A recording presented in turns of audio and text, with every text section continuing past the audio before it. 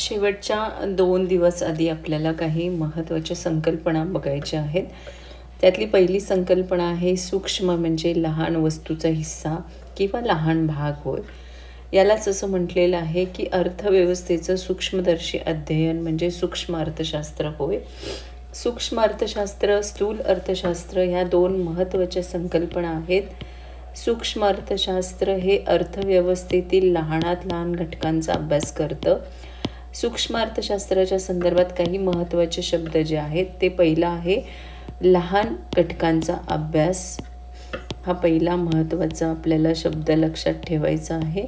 लहान घटकांचा अभ्यास यालाच आपण असं म्हटलेलं आहे. सूक्ष्म अर्थशास्त्रावरती अनेक सारे प्रश्न विचारले जातात. त्यामध्ये सूक्ष्म अर्थशास्त्रामध्ये विभाजन पद्धतीचा वापर केला जातो. विभाजन पद्धती वापरली जाते. जेव्हा फरक स्पष्ट करायसाठी महत्त्वाच्या काही ज्या संकल्पना आहेत तेव्हा हे शब्द महत्त्वाचे आहेत. विभाजन पद्धतीमध्ये आंशिक समतोल साधला जातो. हे देखील एक महत्त्वाचा शब्द आहे. त्याचबरोबर सूक्ष्म अर्थशास्त्राला दुसरं नाव किंमत सिद्धांत असं देखील म्हटलेलं आहे की सूक्ष्म अर्थशास्त्राला दुसरं नाव काय आहे तर किंमत सिद्धांत असं देखील म्हणतात. म्हणजे हे काही शब्द हे महत्त्वाचे आहेत. परीक्षेला फक्त 2 दिवसाचा अवकाश राहिलेला आहे आणि अशा वेळेला आपण ह्या काही महत्त्वाच्या संकल्पना बघत आहोत. हे झालं सूक्ष्म अर्थशास्त्र. स्थूल अर्थशास्त्रसुद्धा काही फरक याच मुद्द्यांच्या आधारे तुम्ही वैशिष्ट्ये लिहा. सूक्ष्म अर्थशास्त्राची, स्थूल अर्थशास्त्राची वैशिष्ट्ये लिहा. अशा प्रकारचे प्रश्न देखील लिहू शकता. इथे संपूर्ण अर्थव्यवस्थेचा अभ्यास केला जातो. हे एक महत्त्वाचं आहे की संपूर्ण अर्थव्यवस्थेचा अभ्यास केला जातो. त्याचबरोबर इथे राशी पद्धत आहे. इथे जशी विभाजन पद्धत आहे तशी स्थूल अर्थशास्त्रामध्ये राशी पद्धत आहे. याचे आंशिक समतोल जसा आहे तसा इथे सर्वसाधारण समतोल आहे.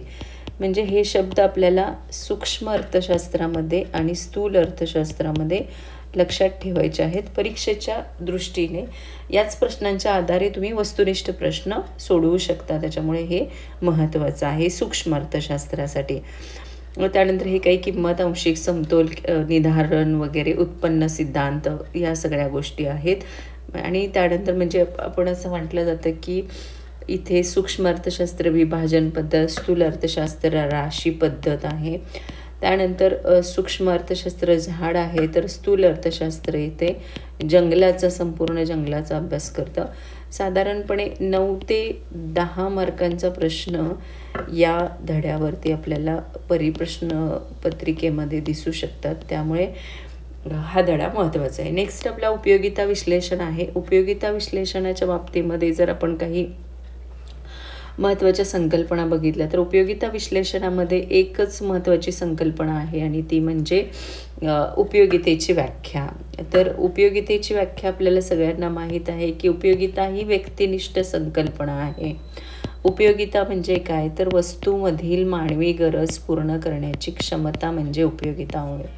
वस्तूमधील मानवी गरज पूर्ण करण्याची क्षमता म्हणजे उपयोगिता आहे.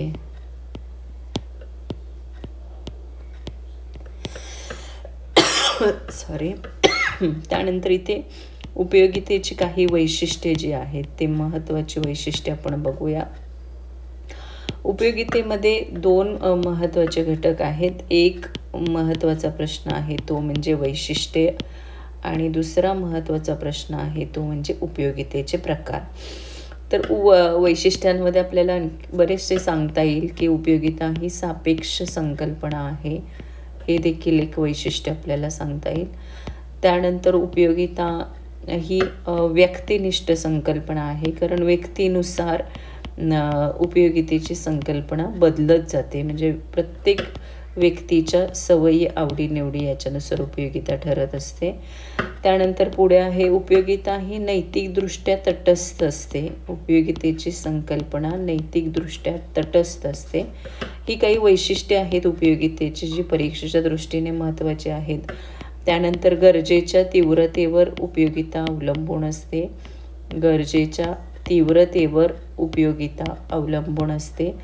त्यानंतर मागणीला आधार आहे उपयोगितेचा, मागणीचा आधार हे उपयोगिता म्हटलं जातं.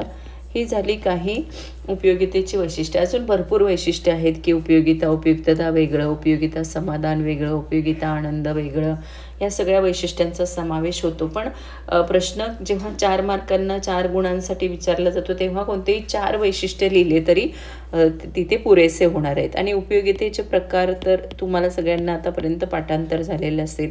उपयोगितेचे प्रकार आहे रूप उपयोगिता, त्यानंतर दुसरा प्रकार आहे काल उपयोगिता, त्यानंतर सेवा उपयोगिता, त्यानंतर ज्ञान उपयोगिता, त्यानंतर स्वामित्व उपयोगिता, स्थल उपयोगिता, काल उपयोगिता झाला, आणि शेवटचा प्रकार आहे स्थल उपयोगिता. हे उपयोगितेचे एकूण 6 प्रकार आहेत.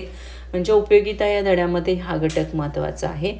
त्यानंतर घटत्या सीमांत उपयोगितेचा सिद्धांत देखील महत्त्वाचा आहे. सीमांत उपयोगितेचा सिद्धांत देखील महत्त्वाचा आहे. म्हणजे वस्तूचा साठा जसजसा वाढत जातो तसतसा व्यक्तीला त्या याच्यापासून मिळणारं समाधान जे आहे ते कमी कमी होत जातं. म्हणजे घटत्या सीमांत उपयोगितेचा सिद्धांत जो आपण बघितला. त्याचबरोबर आपण एकूण उपयोगिता आणि सीमांत उपयोगिता यातला परस्पर संबंध देखील बघितलेला आहे. हे आहे घटत्या सीमांत उपयोगितेचा सिद्धांत. आल्फ्रेड मार्शल यांनी मांडलेला आहे. अर्थशास्त्राची मूलतत्वे. इथे म्हटलेलं आहे की इतर परिस्थिती स्थिर असताना व्यक्तीजवळ आधीपासून असलेल्या वस्तूच्या साठ्यात वाढ होत गेल्यास त्यापासून मिळणारं अतिरिक्त समाधान कमी होत जातं. हे घटत्या सीमांत उपयोगितेचा सिद्धांत आहे. किंवा इतर परिस्थिती कायम असताना एखाद्या वस्तूच्या साठ्यात वाढ होत गेल्यास वस्तूच्या साठ्यात होणाऱ्या वाढीबरोबर प्रत्येक वाढीव नगा पासून मिळणारी जादाची उपयोगिता क्रमशः घटत जाते.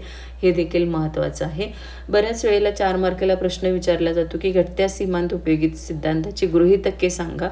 विवेकशीलता आहे, संख्यात्मक मापन आहे, एकजिन्सीपणा, उपभोग सातत्य, योग्य आकारमान, स्थिरता, विभाज्यता, एकच गरज ही या सिद्धांताची गृहीतके आहेत. उपभोक्ता कसा आहे, विवेकशील आहे. त्याचबरोबर याच्यावरचे काही वेळेला हे पण प्रश्न विचारले जातात की उदाहरण संकल्पना ओळखून उदाहरण स्पष्ट करा, तेव्हा पण विचारलं जातं.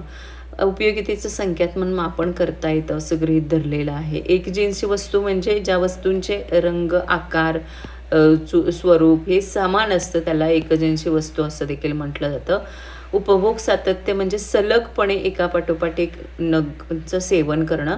योग्य म्हणजे सर्व नगाचं आकारमान योग्य सर्वसाधारण असावं. स्थिरता, आवडीनिवडी यासारखे घटक स्थिर असावेत अशा प्रकारे. त्यानंतर इथे आपल्याला तक्ता दिलेला आहे, सीमांत उपयोगिता दिलेला आहे. हे कायम लक्षात ठेवायचं की 5व्या नगाच्या वेळी सीमांत उपयोगिता इथे 0 आहे. त्यानंतर इथे सीमांत उपयोगिता ऋण असते. हे आपण आधीच्या व्हिडिओमध्ये सर्व बघितलेलं आहे. हे सिद्धांताचे अपवाद आहेत. छंद असेल, कंजूस व्यक्ती असेल, व्यसन असेल, सत्ता असेल, पैसा असेल, हे सिद्धांताचे अपवाद आहेत.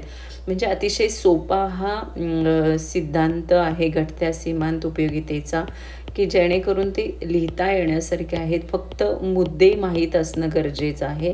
तर हे आपण इथे बघितलेलं आहे की व्यसन, छंद, सत्ता, पैसा आणि कंजूस व्यक्ती हे या सिद्धांताचे काही अपवाद आहेत. या सिद्धांताचे अपवाद आहेत. छंद असेल, सत्ता असेल, पैसा असेल, व्यसन असेल, हे अपवाद आहेत. आणि हा सिद्धांत देखील काही वेळेला 4 गुणांसाठी वगैरे विचारला जातो. त्यानंतर सिद्धांतावरच्या टीका, समसीमांत उपयोगिता सिद्धांत वगैरे हे देखील काही आहे. त्यानंतर पुढचा आपला जो आहे मागणी. मागणी म्हणजे काय आहे तर अशी इच्छा जिला खरेदी शक्तीचं पाठबळ आणि खर्च करण्याची मानसिक तयारी असते त्या इच्छेचं मागणीत रूपांतर होतं, त्याला मागणी असं म्हटलेलं आहे. इच्छा म्हणजे काय, बऱ्याच वेळा फरक स्पष्ट करायसाठी विचारलं जातं की इच्छा म्हणजे काय. एखादी वस्तू हवीहवीशी वाटणं म्हणजे इच्छा आहे. आणि त्याचबरोबर खरेदी शक्तीचं पाठबळ आणि खर्च करण्याची मानसिक तयारी त्याला इच्छा असं म्हटलेलं आहे. उदाहरणार्थ गरीब व्यक्तीला कार हवी आहे ही त्या व्यक्तीची इच्छा आहे आणि एका श्रीमंत व्यक्तीने कार विकत घेतली ही मागणी आहे. तर ह्या सगळ्या बाबी लक्षात ठेवायचे. म्हणजे मागणीची व्याख्या बेहॅमच्या मते विशिष्ट वेळी, विशिष्ट किमतीला, विशिष्ट वस्तूची खरेदी केलेली नगसंख्या म्हणजे त्या वस्तूची मागणी होय. हे व्हिडिओ जे आहेत तुम्ही वारंवार बघू शकता, त्याच्यावरून तुम्हाला उत्तरं सहज लिहिता येऊ शकतील. वैयक्तिक मागणी ही एका उपभोक्त्याची असते, म्हणजे ज्यावेळेला विशिष्ट वेळेला विशिष्ट किमतीला वेगवेगळ्या किमतींना वैयक्तिक उपभोक्ता किती नगसंख्या खरेदी करतो त्याला वैयक्तिक मागणीपत्रक असं म्हटलेलं आहे. म्हणजे विशिष्ट काळात विशिष्ट किमतीला एका उपभोक्त्याने खरेदी केलेली वैयक्तिक मागणीपत्र. या धड्यामध्ये आणखीन एक महत्त्वाचा भाग आहे, तो म्हणजे मागणीचे प्रकार. हा बऱ्याच वेळेला 4 मार्काला प्रश्न विचारला जातो. तर मागणीचे एकूण 5 प्रकार आहेत: प्रत्यक्ष मागणी, अप्रत्यक्ष मागणी, पूरक, संमिश्र, स्पर्धात्मक मागणी. प्रत्यक्ष गरजा पूर्ण करण्यासाठी उपभोक्त्याकडून मागणी केली जाते त्याला प्रत्यक्ष मागणी, म्हणजे अन्नाची मागणी, कपडे. अप्रत्यक्ष मागणीला परोक्ष मागणी हे एका वाक्यासाठी लक्षात ठेवायचं आहे. आणि ही मागणी कशाची असते तर उत्पादनाच्या वस्तूची असते, आणि उत्पादन घटकांची मागणी ही अप्रत्यक्ष मागणी असते. उदाहरणार्थ साखर कारखान्यातील कामगारांची मागणी अप्रत्यक्ष मागणी असते. हे 2 मागणीचे प्रकार. तिसरा आहे पूरक मागणी. पूरक मागणीमध्ये इथे जेव्हा एखाद्या वस्तूची मागणी इतर कोणत्याही वस्तूबरोबर केली जाते तेव्हा त्याला पूरक मागणी असं म्हणतात. म्हणजे शाई पेन असेल, कार इंधनाची मागणी असेल. एका वस्तूची मागणी अनेक उपभोगासाठी केली जाते तेव्हा त्याला संमिश्र मागणी, विद्युत दिवे, पंखा, धुलाई यंत्र आणि अशी वस्तूंची मागणी आहे की जे एकमेकांना पर्याय आहेत. उदाहरणार्थ चहा, कॉफी, गोड, साखर. आता इथे प्रत्यक्ष मागणी दिले, अप्रत्यक्ष मागणी. हा तक्ता जरी आपण लक्षात ठेवला तरी आपल्याला बरंचशा इथे येऊ शकतं. हे आहे अप्रत्यक्ष मागणी. इथे तुम्ही काही लिहू शकता. उदाहरणार्थ साखर आहे, औषधं आहेत, खरेदी करणं असेल.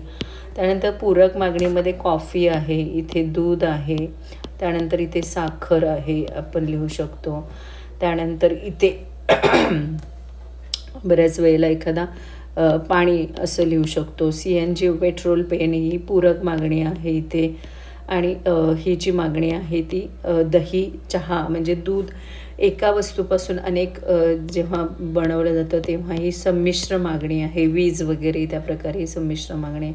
मागणी निर्धारित करणारे घटक किंमत आहे, त्यानंतर उत्पन्न आहे, पर्यायी पूरक वस्तूंच्या किमती, पूरक वस्तूंचे स्वरूप, लोकसंख्येचा आकारमान, जाहिरात, आवडीनिवडी, सवयी, या सगळ्यांवरती आपण व्हिडिओ बनवलेले आहेत. तुम्ही चॅनलच्या प्लेलिस्टमध्ये जाऊन बघू शकता. तिथे या परस्पर संबंध आहे. मागणीचा नियम अतिशय सोपा आहे. हा देखील 8 मार्कांना बऱ्याच वेळेला प्रश्न असतो. वस्तूची किंमत वाढली असता मागणी घटते आणि वस्तूची किंमत कमी झाली असता मागणी वाढते. तर अशा प्रकारे हा मागणीचा नियम आहे. मागणीच्या नियमाचं सूत्र इथं दिलेलं आहे. DX बरोबर P(PX) दिलेलं आहे. त्यानंतर मागणी नियमाचे गृहीतके दिलेत. स्थिर उत्पन्न पातळी, लोकसंख्येच्या आकारमानात बदल नाही, पर्यायी वस्तू, स्थिर किमती, पूरक वस्तू, भविष्यात किंमत बदलाची अपेक्षा नाही, आवडीनिवडी, फॅशन, कर विषयक धोरणात. त्यानंतर इथे मागणी दिले. इथे किंमत जास्त आहे, 50, मागणी कमी आहे. किंमत काय आहे इथे जास्त आहे आणि मागणी काय आहे इथे कमी आहे. आणि जेव्हा किंमत इथे कमी झालेली आहे तेव्हा मागणी काय आहे जास्त आहे. हाच तर मागणीचा नियम आहे. आणि इथे आपण मागणी वक्र बघितलेला आहे की जो डावीकडून उजवीकडे खालच्या दिशेने जाणारा असतो, म्हणजेच हा व्यस्त स्वरूपाचा असतो. तर अशा प्रकारे मागणी नियमाचे अपवाद गिफेनच्या वस्तू म्हणजे हलक्या किंवा कनिष्ठ वस्तू असतात आणि जेव्हा या वस्तूंची किंमत कमी होते तेव्हा मागणी कमी होते असं म्हटलेलं आहे गिफेनच्या वस्तूच्या बाबतीमध्ये. त्यानंतर प्रतिष्ठेच्या वस्तू आहेत, भविष्यकालीन किमतीचा अंदाज आहे, किमतीचा आभास अज्ञान आहे, सवयीच्या वस्तू हे मागणी नियमाचे अपवाद आहेत. मागणीतलं विचलन आहे की इतर परिस्थिती स्थिर आहे, फक्त किंमत बदलल्यामुळे जे बदल होतो म्हणजे फक्त किंमत कमी झाल्यामुळे मागणी वाढते, त्याला मागणीतला विस्तार असं म्हटलेलं आहे. हे पण आपण व्हिडिओ बनवलेले आहेत. आणि किंमत वाढ झाल्यामुळे मागणीत घट होते, त्याला मागणीतला संकोच असं म्हटलेलं आहे. मागणीतला बदल याला उपभोक्त्याची आवड निवड वगैरे आणि हे मागणी वक्र डावीकडे सरकतो. अशा प्रकारे हा एक धडा आहे. असं आपण पूर्ण पुस्तकाचं ॲनालिसिस करणार आहोत. हा व्हिडिओ आवडला असेल तर नक्की लाईक करा, चॅनलला सबस्क्राईब करा. धन्यवाद.